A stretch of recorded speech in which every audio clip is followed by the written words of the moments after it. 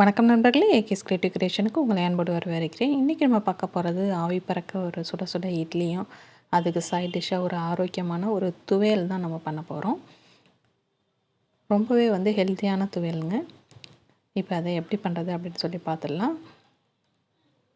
அதுக்கு ஒரு கடாயில் 2 ஸ்பூன் அளவுக்கு கொள்ளு சேர்த்துக்கிறேன்.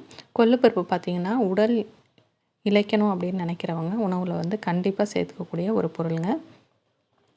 அதாவது வெயிட் லாஸ்க்கு ரொம்ப பயன் கொடுக்கக்கூடிய ஒரு பொருள்னு சொல்லலாம். இப்போ 2 ஸ்பூன் அளவுக்கு அதை கடாயில் சேர்த்துட்டு இதை நல்லா வறுத்துக்கலாம். இது நல்லா பொரிஞ்சு வரணும். அந்த அளவுக்கு கடாயை சிம்மிலே வச்சுட்டு அதை வறுத்துங்க. இது வறுபட்டுகிட்டே இருக்கட்டும். அதுக்குள்ளே நம்ம சேனல் நீங்கள் இது வரைக்கும் சப்ஸ்கிரைப் பண்ணலாம். கீழே இருக்கிற ரெட்டில் சப்ஸ்கிரைப் பட்டன் அமைக்கி சப்ஸ்கிரைப் பண்ணிவிடுங்க. கூடவே பக்கத்தில் ஒரு பெல் சிம்பிள் வரும், அதையும் ப்ரெஸ் பண்ணிவிடுங்க. அதில் ஆளுங்கிற ஆப்ஷன் செலக்ட் பண்ணுங்கள். அப்போ தான் நம்ம சேனலில் எந்த வீடியோ போட்டாலும் உங்கள் மொபைலுக்கு நோட்டிஃபிகேஷனாக வரும்.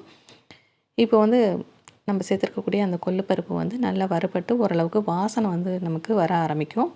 அதுக்கு அடுத்த ஸ்டேஜ் பார்த்திங்கன்னா அது நல்லா பொரிஞ்சு வரும்.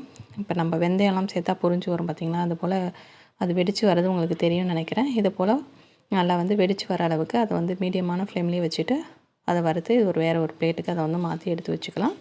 இப்போ அதே கடாயில் 1 ஸ்பூன் அளவுக்கு எண்ணெய் சேர்த்துக்கிறேன். எண்ணெய் கொஞ்சமாக சூடாகட்டும். எண்ணெய் சூடான பிறகு இது கூட ஒரு 3லேருந்து ஒரு 4 பல் போல் பூண்டு நல்லா தோல் உரிச்சிட்டு அதை சேர்த்துடலாம். இதன் கூட பார்த்திங்கன்னா ஒரு 15 போல் ஒரு சின்ன வெங்காயம் நான் உரித்து எடுத்து வச்சுருக்கேன். நீங்கள் சின்ன வெங்காயம் இல்லாத பட்சத்துக்கு பெரிய வெங்காயம் ஒரு சின்ன சைஸில் சேர்த்துக்கிட்டிங்கனாலும் நல்லா தான் இருக்கும். பட் சின்ன வெங்காயம் போட்டால் அதனோட டேஸ்ட் கொஞ்சம் டிஃபர் ஆகும். இப்போ வெங்காயம் ஓரளவுக்கு வதங்கின பிறகு நான் தக்காளி சேர்க்கணும். பட் தக்காளி சேர்க்குறதுக்கு முன்னாடியே காஞ்ச மிளகாய் ஒரு 6 நம்பர், நான் 6லேருந்து ஒரு 7 நம்பர் போல் சேர்த்துருக்கேன். நீங்கள் உங்கள் மிளகாயோடைய காரத்துக்கு ஏற்ற போலையும் நீங்கள் எந்தளவுக்கு காரம் சாப்பிடுவீங்களோ அதுக்கேற்ற மாதிரி மிளகாய் சேர்த்துக்குங்க.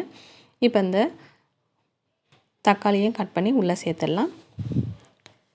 தக்காளி பார்த்திங்கன்னா நல்லா மசிஞ்சு குழைவாக வர அளவுக்கு அதை வதக்கிக்கிட்டே இருக்கணும். இப்போ அரை நெல்லிக்காய் அளவுக்கு புளி கொஞ்சம் சேர்த்துடலாம். சேர்த்துட்டு இந்த சட்னிக்கு தேவையான அளவுக்கு உப்பையும் சேர்த்துடலாம்.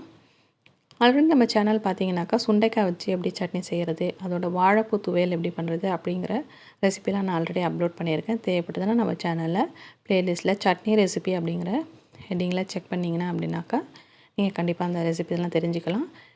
உங்களுக்கு தேவைப்பட்டால் நான் டிஸ்கிரிப்ஷன்லேயே லிங்க் தரேன், நீங்கள் செக் பண்ணி பார்த்துக்குங்க. இப்போ தக்காளி நல்லா குழைவாக வதங்கிருச்சு, அதை ஆற வச்சிடலாம்.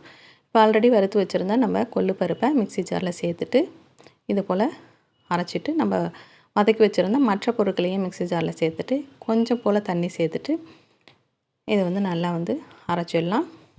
இந்த அளவுக்கு நல்லா அரைச்சி எடுத்துட்டிங்க அப்படின்னு சொன்னாக்கா ரொம்ப அருமையான ஆரோக்கியமான அதுலேயும் ரொம்ப சுவையான கொள்ளு பருப்பு துவையல் நமக்கு ரெடி ஆகிடுச்சுங்க.